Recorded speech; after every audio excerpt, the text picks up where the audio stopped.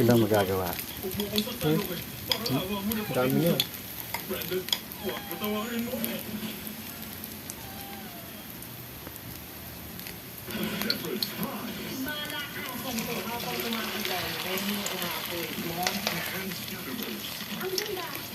Parang hamburger pala. Parang hamburger.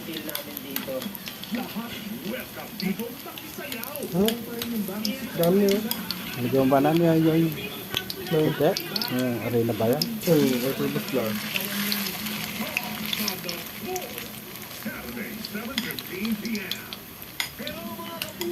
Puno na, kalahati pa lang, oh. Pa yan, oh. Masyadong laki yan. Para maluto na maayos.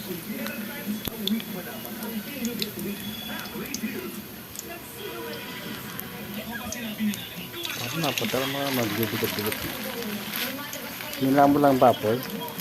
Para luto-luto pati loob.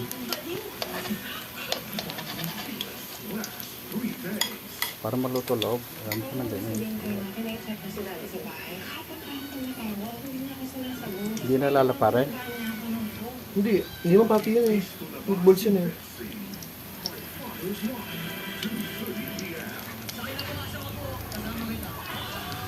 Dahil na, oh. Oo. Naluto ba sinayang maganda? Ayos? Ano?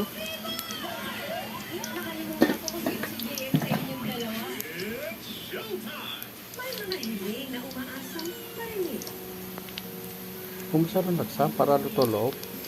Hindi, ano lang. Ay, muntik. Eh, may hangin eh. Tama na nga ito, hindi naman lang.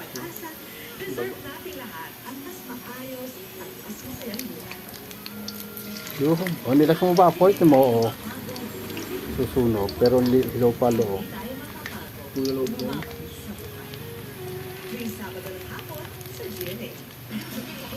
Yan, ang dami ito.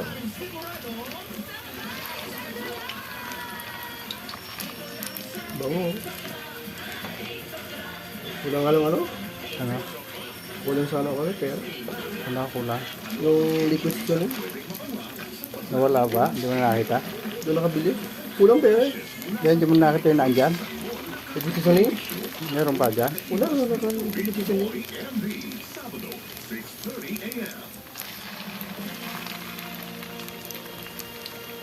Ah, sarap. Yung yan, ipalit namin yung mga hindi masyadong sunog.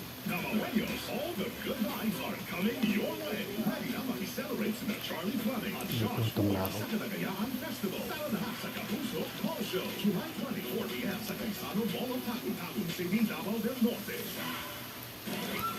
Dami niya ito. Kuha luto, ano, ilagay yan. Ilagay yan yun. Meron ba dyan? Salutuin pa isa yan. Ha? Meron pa sa bowl yan. Oo, alam ko. Sus pa yan. Gitna mo yung, yan, yung gitna mo yung malaki.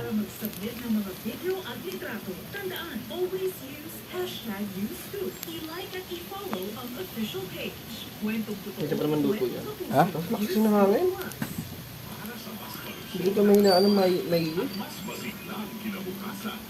parang hanggang loob luto. Ayos na to. Ito na. Kung masyadong sunog eh. Nilutuin ko pala yun.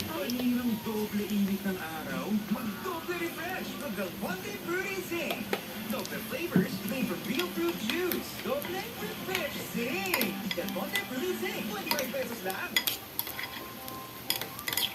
Ano ba, masunog mo na.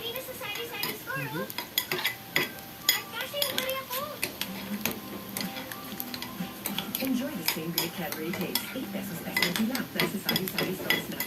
Hi guys, I'm here with Jake and Bea. Bad timing ang kape. Baka dandruff yan. Use Head and Shoulders every day. Hindi pa nga eh, oh. Dandruff pa nga. every day from coming back. And stay up to 100% dandruff free every day. Ano siya? Yung may nun. Ha? Wala sa'yo! Umaga pa lang, pumipawis ka na. Mag-trade na. Sa iba, tinatakpan lang kasi ng bago at hindi pa talaga nalilinis. Pero sa tayo, ang gusto nyo